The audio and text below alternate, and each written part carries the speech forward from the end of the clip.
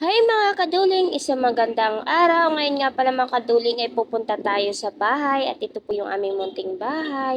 So mga kaduling, bago ang lahat, pumunta muna ako dito sa kantin at ako'y bibili ng pansit kasi ano na po yung oras para magluto mga kaduling. Kaunti lang naman ang bibilhin ko mga kaduling kasi ilan lang din naman kami. At ito na nga pala mga kaduling, ayan, kinat ko na. Papunta na po kami yan sa aming munting bahay.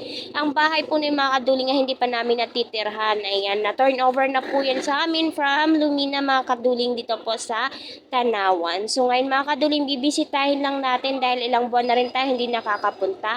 At ganyan pala mga kaduling yung bahay na nakuha namin sa row house lang kami sa dulo. At ito nga pala mga kaduling yung aming munting bahay. So mga kaduling, madumi pa po yung harapan kasi hindi pa po natin napagawa pero marami na rin pong nakatira dito mga kaduling.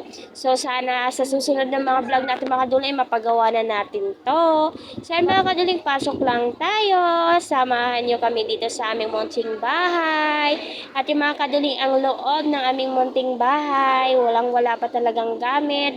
At ipapaayos pa rin natin mga kaduling. Ayan, ang plano namin ni partner ay papalitan na lang ng tiles yung aming sahig. At yan pala si Bunso nag-e-enjoy.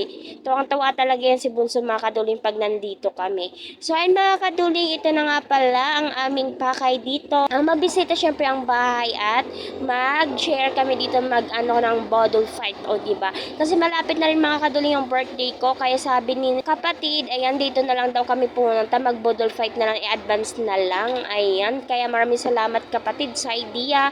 Ayan, nagbabanding-banding din kami dito. So, ayan na nga ang aming pagkain. Yung adobo nga pala mga kaduling ay niluto ko lang yan. So, bumili na rin ako dyan mga kaduling ng prutas. At yan nga yung pakwan at mangga mga kaduling para may panghimagas tayo.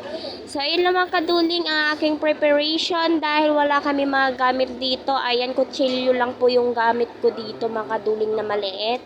At yan pala yung pagkain namin. Ayan, samahan nyo kami dito mga kaduling para naman tayo ay mag-enjoy. Ayan, ang birthday celebration ko, yan na po yun. I-advance na, diba?